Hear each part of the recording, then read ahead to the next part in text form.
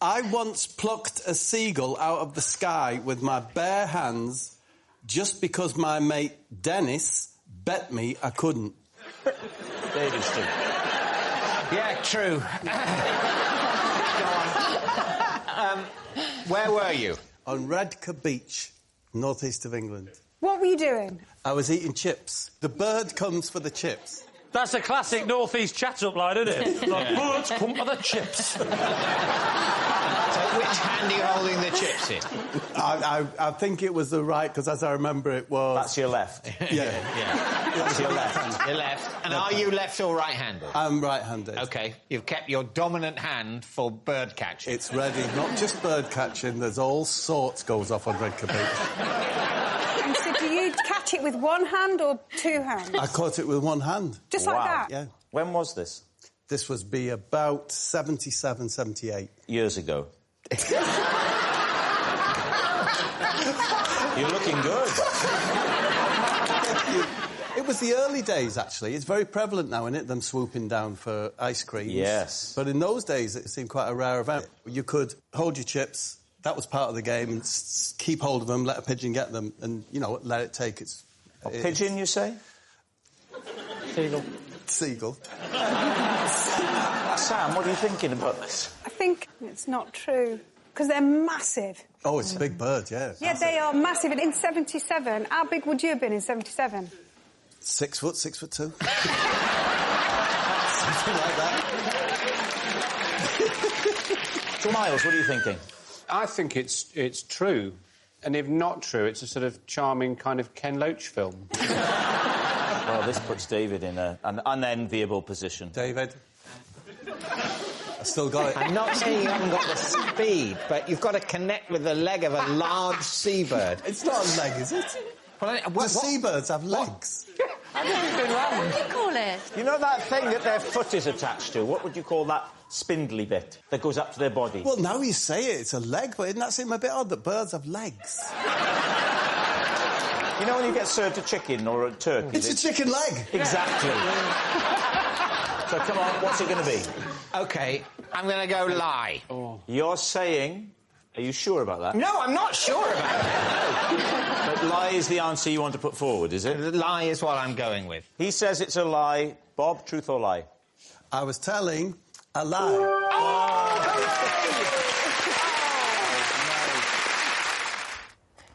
As a child, I once secretly cashed my mum's family allowance and used the money to buy a cat. David Steve. So, how did you perpetrate this fraud? A lot of strong allegations straight away. It's not a fraud. Is it not a fraud? I didn't say I was my mum.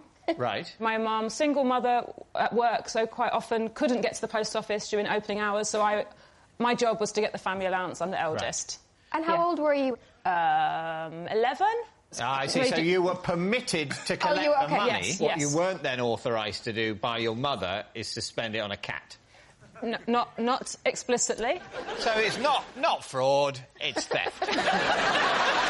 So what happened then, Sarah? Talk us through it. So I went to the post office. Yes. Got the family allowance. Yes.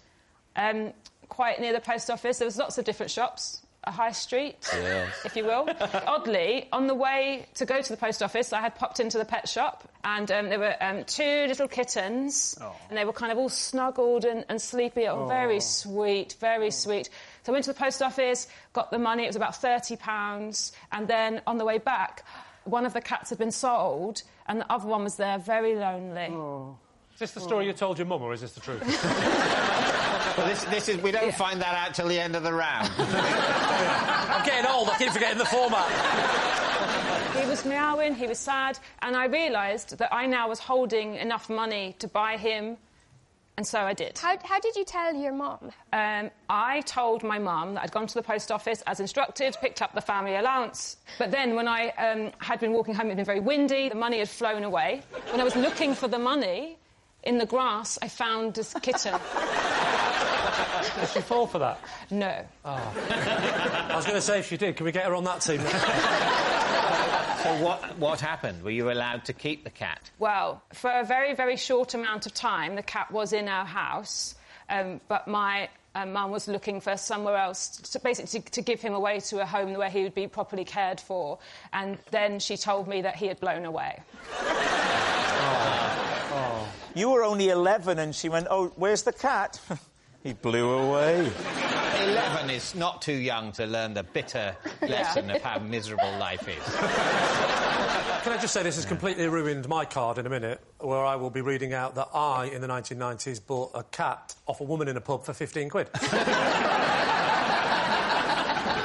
are you thinking, Nicola? Does this story strike you as true? I think there's a lot of detail in it. A lot of detail, yes. Yeah. You can picture the high street, the pet shop, the post office. Yes, you've got a wonderful imagination, though, haven't you? You're very gifted in that way, aren't you? Well, I mean, we're talking about cats here. Yeah, there are no cats. No, and yet we vaguely know what we're banging on about, don't we? You brought cats to life as vividly as Andrew Lloyd Webber did all those years ago.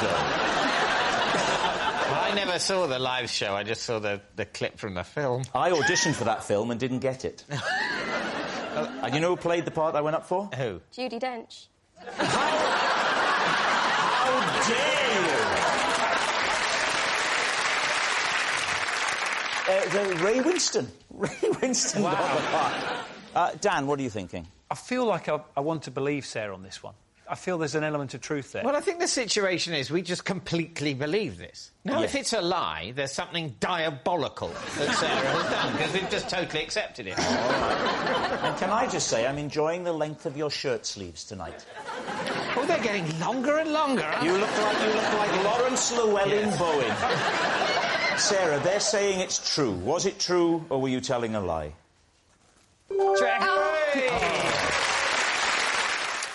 Once, on a family day out, I got the jitters and had to flee an owl sanctuary. Please, T. What gave you the jitters? I'd been asked to have a photograph of me taken holding an owl. Right. Where was this? In Cornwall. I'm on holiday. With your family? Yes. Oh, it was recently? Yes. Oh, I think you meant as a child with your parents. As a fully grown man. As a fully grown man. You got the jitters. Adult man, I got the jitters. Because you thought the owl might be a bit terrifying. Yeah.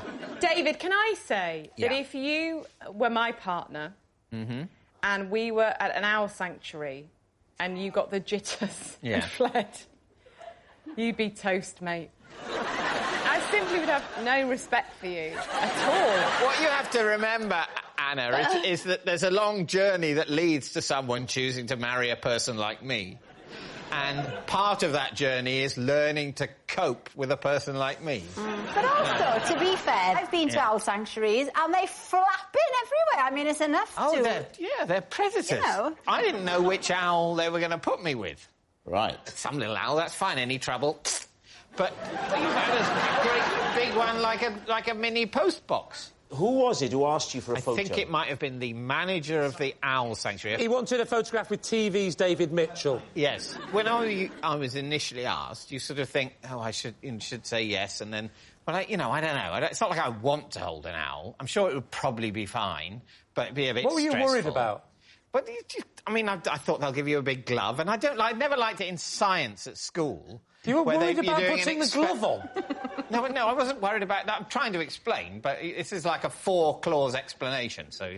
How many claws did it have? Then they've gone off. They're not really, do I now have to sort of go to the reception desk and ask for the photograph? To sort of go, is this what I said I'd get a photo... So, shall we do that? And then it might look like I'm sort of desperate to... Seeing as I'm here, will you please take a special photo of me? I'll tell you what, sounds like a lovely, relaxing day out with you. So did you have to say to Victoria, I'd be happier if we left? Or did you just say, we're going? How did you approach that? I think I did it in more of a vague, pathetic way. Let's go, we're going. Let's go to the car. Oh, I don't like that impression of you.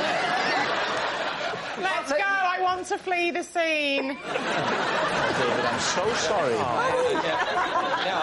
She absolutely hates you. Exactly, I know, Lee. Just when I'm getting a bit of a handle on my own self-loathing, then this happens. These guys have been trying to build up my confidence for weeks. 4 years. This is the first episode I've spoken in. Right, let's have the voice of reason. Johnny, what do you think? I don't think it's true. I think you're too well-mannered. I think it's true because I think David is a duplicitous person. All right. What are you going to say, Lee? You got a truth and a lie. I can see David doing this. They were probably on the edge of bankruptcy, and they said, what we need is a celebrity to walk through the door. Then the music started, and you walked in, and they went, the owl sanctuary is saved. If you can have a photo, and we can put it on the website, things will change for us. But no, you fled, and all those owls were put down. No, you... I've got to go with a sensible one and say, true. You're going to say that it's true. David, was it true, or was it a lie? It was... true. At school, because of something I once had in my lunchbox, I was given a 7-syllable nickname. Please, team. You strike me as the kind of kid that you would have had a 1-syllable nickname.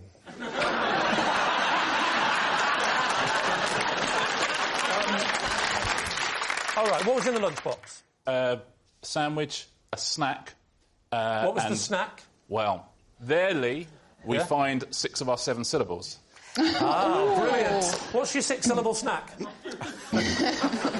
can think of a 6-syllable snack, surely. I can, yes. Come on. The big one. The big one. The big one. Away you go. The big packed lunch, 6-syllable snack. I've thought of a 10-syllable one. Wow. Right. A salt and vinegar packet of crisps. Well done. You're so pleased, aren't you? That's more than you need, though. Yeah. I missed it. What was the snack? So I'll give you the first syllable. Mine are all too long. A packet and a half of cashew nuts. Another 10. Ridiculous. I'll give you the first syllable if you want it. Please do. Dare.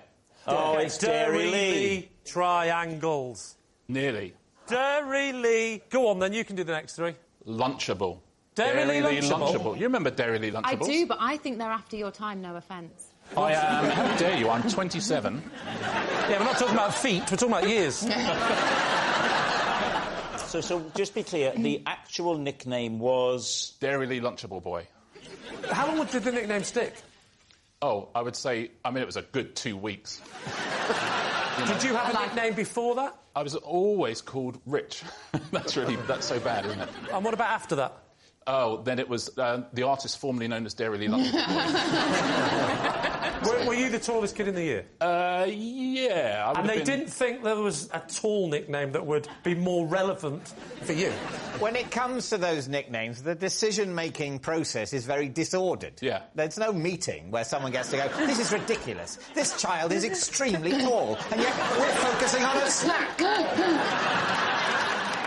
I'm thinking that, say you're on the playing field, you're playing football, it's a long nickname to say pass the ball, isn't it? Dairy Lee Lunchable Boy. That was not my nickname on the football pitch. What was that? What was that? Sub. All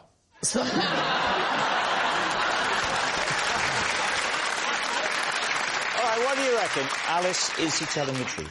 No nicknames only last 2 weeks. That's what's so devastating about a school nickname, isn't it? They really linger. Did you have one, Alice? I actually did have one. Envelope bum. We don't want to know how that came about. What are you thinking, Les? Well, I think Richard is so good at wordplay and using syllables. It sounds like the kind of nickname he has given himself. Lee, what are you going to say? The tallest kid in the school has never had a nickname, because I did say before and after, but no, nothing to do with my height. People quite liked me, Lee. It's a lie. No, that's a lie.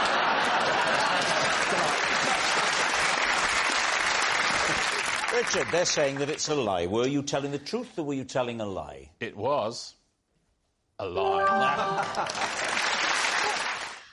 I once spent over an hour trapped in a bin. David's team. Why did you get in the bin? Because I put something in and I needed to get it back. You'd mistakenly thrown something away? Yes. So where was this bin? It was outside my house. Like a big recycling bin. Oh, was it a bottle bank, Sarah? Did you climb back in? There was some in that. There was some in There's that. a little bit left in there. So what had you thrown out by accident? Some important paperwork. there'd been a pile of recycling and the important, like, tax stuff had got mixed in with it. Right. And so I said to my friend, where's the tax stuff? Why would your friend know? Because he was helping me. Oh, was he? Yeah. You've been out to put the recycling in the bin. Yeah. You come back in. Gone back. Oh, my God, the vital documents aren't there. Quick, get back to the bin. Back out to the bin. It's got a slot. Surely I can get in there, can't I? Yeah. So you go in, and what happens? Well, I tried to get back out, and my head and my top half got through, but then your hips are the widest part of your body, and I couldn't get those through. So I thought, what if I take off my dungarees and I just had, like, pants and a sports bra on? One sad, lonely man in the audience there. Oh, yes! Great, finally! What a light you get sexy! Well, you'll love what's coming up next, sir. My friend went back and got some body lotion, and so I could lube myself up. So I was more slippy to get... and then he pulled me out, and I took some skin off my hips, but I got out. Oh, no. All right. What are you thinking? There is something about it that does seem true. It does also seem like something that might happen in a sort of slapstick sitcom. You don't... I think it's a lie. I think it's a lie. We think it's a lie. You're going to say it's a lie? Yeah. OK. Sarah, truth or lie? It's true. Before every World Championship final, I used to give a motivational team talk to my snooker cue, or as I called him, Sir Potsalot. David's team. I hope that's true. I just hope it's true. Could you give us a flavour of the motivational talk you'd give Sir Potsalot? I used to put him in the corner of the dressing room. Yeah. Stephen, I don't want to interrupt your flow, but if you are going to... Oh, God, he's gone looking for drugs again, is he? This, and it's not just any cue, this is a cue signed by one of the greatest snooker players of all time, Ronnie O'Sullivan. Now, why don't you recreate the motivational talk? You're in the dressing room, ready to go out, you've done your practice, and it's just, come on, it's me and you today. You and I, get to the table, we're just going to pot every ball, we're going to clear up and win the frame. Come on, Sir Potsalot. I feel motivated. Stephen, I'm buying into this, but if you were playing and it wasn't going that well and you came in for the break, would you give it a stern talking to? I would sometimes come in and say, what are you doing? You know, because obviously it's nothing to do with me. It'd be great if the cue went, what am I doing? What are you doing? When did you first acquire Sir Potsalot? 14. You were 14 years old? Yep, and it got actually broken later on in my career. I had come back from Thailand. Yes. We couldn't take the cues on board after 9/11. Yes. So we had to put them in the luggage. That's the problem with 9/11. The cues got a lot worse, didn't they?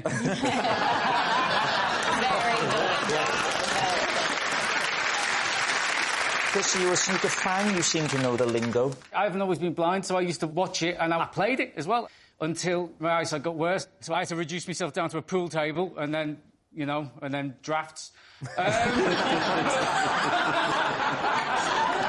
I do believe it's true because I think it's the kind of thing that successful sportsmen do. They have these little quirks and it's what makes them amazing. And Stephen was amazing. Thank you. Now, Laura. Yes. What do you think? I think it's true because when you speak about Sir Potsalot, your eyes light up and you're so enthusiastic and excited. So for that alone, I just feel like no one else could get that excited about a stick. So I think it's true because of that. Well, I must admit, I'm pretty lost without my stick. I'll give it a talking to now. We need to get to the bank today. Are you feeling up to your game? Have you given your stick a name, though? Sir Fines a lot. David, what about you? When did you name your cue, Sir Potsalot? It was a name, actually, my granny gave it to, so... I have to say, if this is a lie, I'm going to totally reevaluate you as a human being. can believe that, firstly, in high-pressure sporting situations, there's going to be a certain amount of superstition. You want to do the same thing again and again and again. That's why I never wear trousers for this show. In a way, there's a clash, isn't there, between the triviality of Sir Potsalot and the seriousness of the pep talk, and yet the story about the grandmother giving the name. Oh, yes, that makes sense of it, doesn't it? Yes. Of course. There will be something lovable in that very triviality because of the family link. So it's either true or it is a diabolical lie. David's been under a lot of pressure recently. I'm going to take a risk on true. If only one more time. I'm going to believe. You're going to dare to dream. Yeah. All right. Stephen Hendry, were you telling us the truth about Sir Potsalot, or were you telling us a lie? It was a diabolical lie.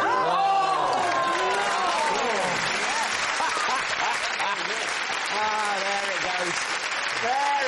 The last glimmer of faith in humanity. Flushed down the toilet.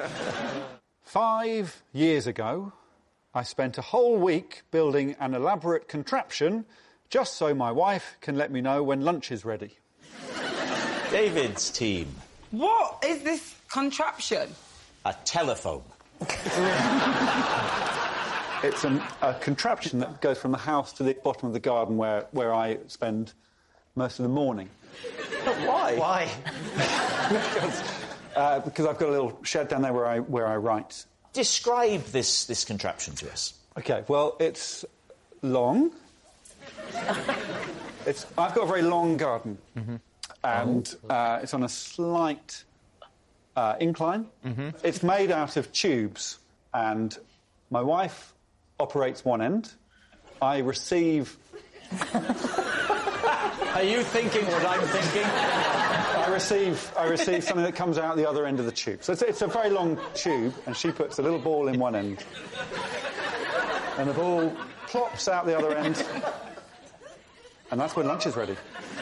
You sound like somebody who is teaching sex education but hasn't got a clue yourself. Well, there's a ball at one end and the ball comes out the other end and that's when lunch is ready. What makes it elaborate? Is it the length of it? Yes. How long is it? Long. 60 metres. 60-metre long garden? I mean, you're doing well, but not that doing well. all right. How wide is your garden? Is it 1 metre? That would be great, wouldn't it? 8 metres wide. Why doesn't she just phone you or text you or WhatsApp you? Because, Rob, there's no phone reception at the bottom of the garden. You said your garden's on an incline, so if she's putting a ball in one end, how's that travelling up? Well, it's an incline. Well, the incline from my end is at the house, and the bottom part is... It really is quite simple. No, but that's a decline. No, decline is what you would do if David was to suggest something a bit fruity. That is a decline.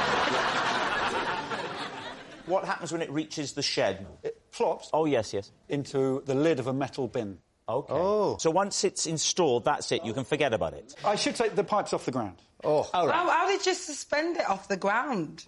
In a hedge. The pipe's very important as well, because we had a similar system at my house where we didn't use the pipe. My wife was at the bottom in the shed working, and I used to just roll the golf ball down, and there'd been a heavy snowfall, and it gathered momentum, and it pushed her to death.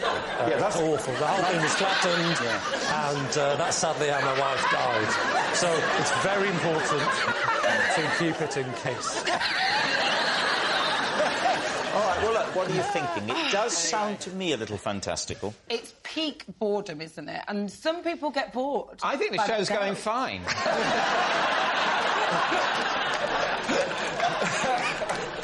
I think it's true. I think it's true as well. I'm going to say it's true. OK, so, Alex, truth or lie?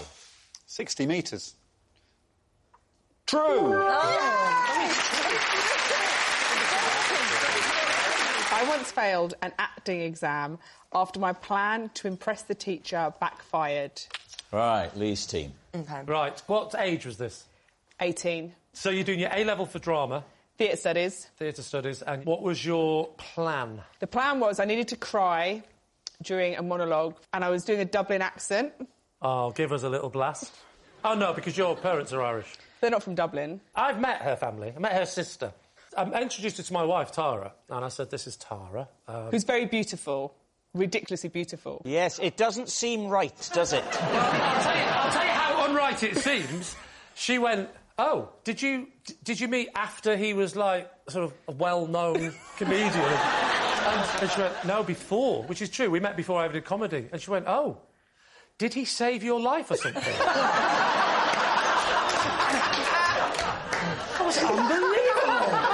I didn't know in 5 minutes.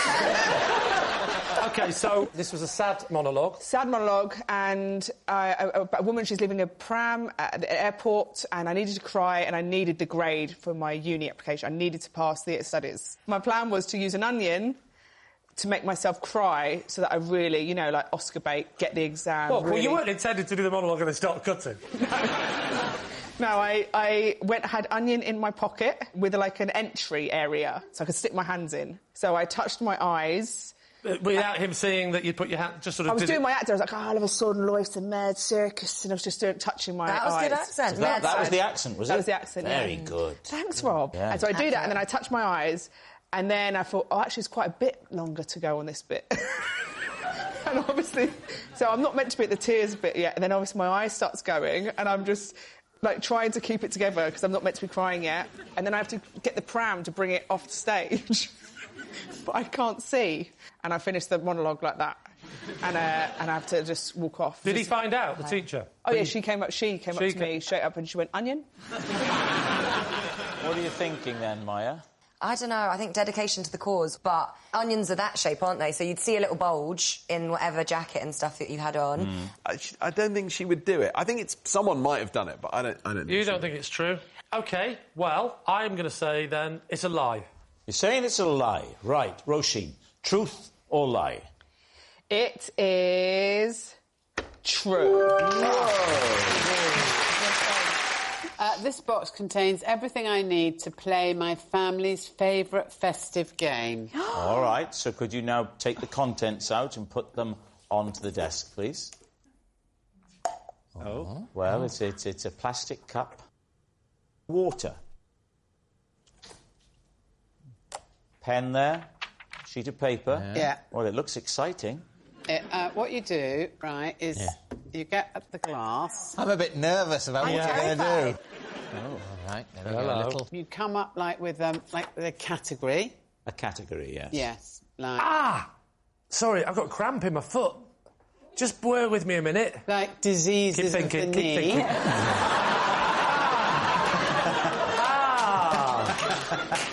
You're right. That's better, thank you. Carry on. So you've come up with a category, yes. Yeah, so, and I'm going to start the game off. So I think of something in that category, and I write that down on a bit of paper. Yes. You have got to come up with something from the category. Yes. Which is trees. Yeah. So you each say a tree, and if anyone says the tree that I've written on the paper, I throw this over them. Oh, let's play it. We'll give you a category. The category is things you might find in a Christmas dinner. So food items in a Christmas dinner. Right, now fold the paper up. Don't let them see it. OK. OK. Now, Joe, Lee and Joe Swash are your sons. They've come home. No. They're back from the youth detention centre. Would you like my friend Robert to play? Yes. Rob, my mum says you can play. Thanks. You can come in and have a play. We're all playing the game. Oh, hang on a minute. No, wait a minute. I'm being told that my desk is not waterproof. Oh, yeah. But you're... No, seriously, but this is... Oh, hang on, yes. Sorry. Now, my desk also... I'm so sorry. Oh, sorry, I've just been told my skin is soluble. I'm telling you the truth. That's what they're telling me. So remember now, boys, the category is things in a Christmas dinner. Get ready, here we go. Let's get the tension. Sorry. OK. Yeah. Lee Mack, something you'd find in a Christmas dinner. OK, I'm going to go for a... nut roast. Ooh. Oh, the tension there when she said was, it. yeah, Wow. OK, Joe Swash. A Brussels sprout. Oh, it's back to Lee. This is unbearable. Absolutely unbearable. Great game. I'm going to go for a carrot. Ooh. Oh, Joe Swash. Pigs in blankets. Oh, Lee. Double look me. Turkey. Oh, the Joe Swash. This is an unbelievably stressful game. Yorkshire pudding. What are you talking about? That's not pudding. Yorkshire pudding and my Christmas dinner. No, this is... Yeah, only because it's there the sat-nav for Brussels sprouts. Gravy. He said gravy as well. Gravy. He said gravy. Lee Mack. Gravy. Cranberry sauce. Joe Swash. Bit of turkey. He said turkey. He said turkey. No. Okay, I'll go with some carrots. He said carrots.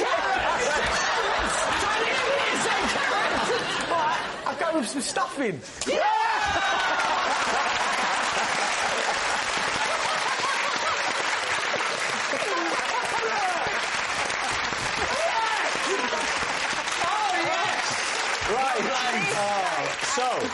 That's the happiest thing that's ever happened to me.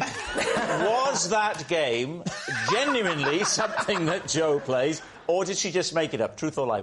Even if it's not, to come up with that on the spot is brilliant. I'm playing that on Christmas Day. Oh, it's a brilliant game. If Joe invented that game in the last few seconds, reading off a card, then, well, she'd be a genius. OK, so what's it going to be? Truth or lie? We're going to say true. OK, Joe.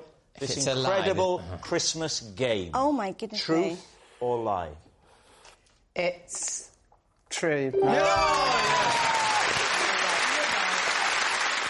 dinner, I often eat an entire packet of cream crackers.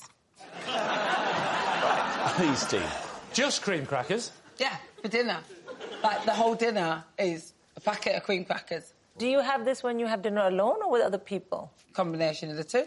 Hang on. With other people, do you say, don't worry, I'll cook, and then come round? There you go. Don't worry, I've got us a packet each. That's me shaking the cream crackers in case you want.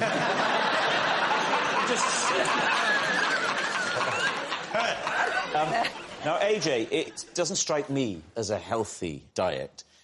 Do you have a take on this? Because I know you have an above-average knowledge of food. You are talking like a man who has never had a conversation in his life. I know for a fact that you have above-average knowledge of food. What are you talking about? No, because I know about you. You I know about you. I know about you and your eating habits.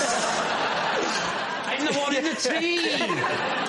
You trained, didn't you train as a nutritionist? Yeah, you know. Well, if you trained as a nutritionist, why on earth are you eating crackers? Look, that's like saying, does a kidney doctor, like, not have alcohol? Kidney doctors drink booze, you know what I mean? Yeah. It's the liver more than the kidney, traditionally, but I take your point. Look, listen. Think. Which one? What's it going to be? Look or listen, please. What is that? Look, listen, think. That is a thing, isn't it? Cross the road. Cross the road. Yeah. It's stop. Look. Listen. Close your eyes. Run! So what are you going to say, Lee? It's clearly not true because she's very slim and you can't eat that amount of crackers and be healthy, and you look healthy. Sorry, I've never met a woman before. I'm nervous. So, AJ, is it the truth or is it a lie? It's true!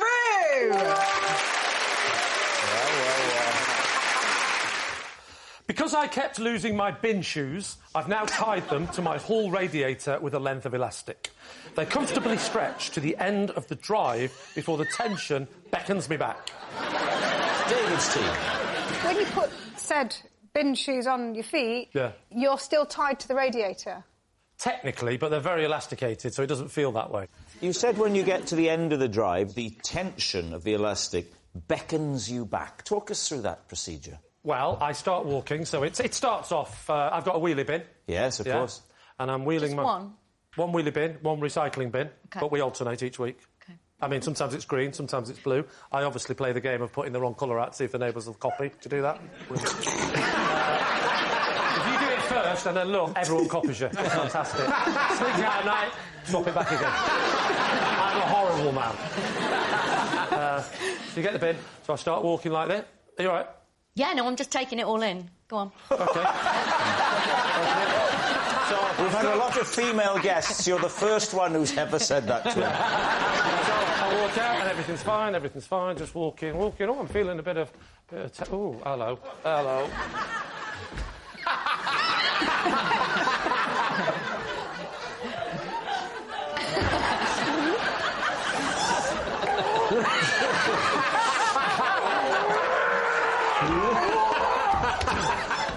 Oh, it's much quicker coming back. And then I'm back over here. Right, there we go.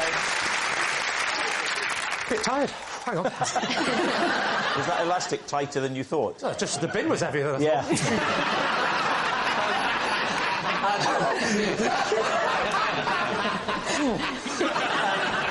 Why don't you just use string? Because if you use string, when it comes back, it's everywhere. If you use elastic, it gathers up into a smaller space. But after a while, it all goes baggy. Well, that's just life, isn't that's it? Life. What are you going to say, David? What do you think, Sam? I think it's a lie. OK, Miles. I think it's a lie. I mean, I'm sure you've got a pair of bin shoes, but I think this seems like a step too far. I think we're going to say You're saying it's a lie. Yes, yeah. OK, Lee, was it true or was it a lie? It was, in fact, a lie. I once did something completely inappropriate while under the influence of anaesthetic. Ooh, right, Lee. First of all, what were you under anaesthetic for? I suffered a very severe break of my ankle. Where was this, Sarah?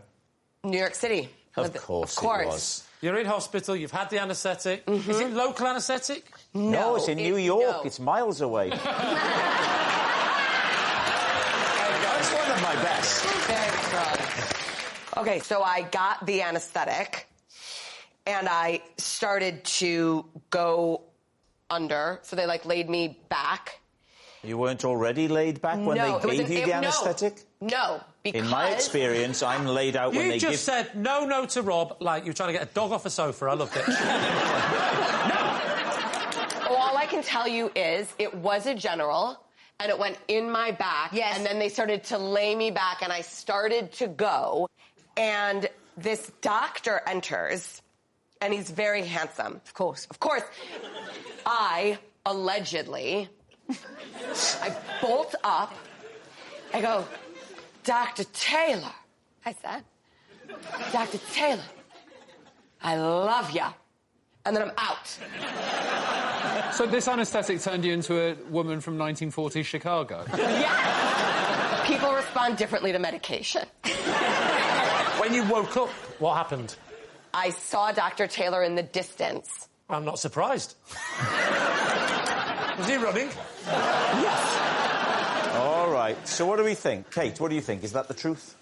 True. And I'll tell you why. Because I've had anaesthetic a few times and you do have a tendency to tell the truth. What did you do? There's no God! So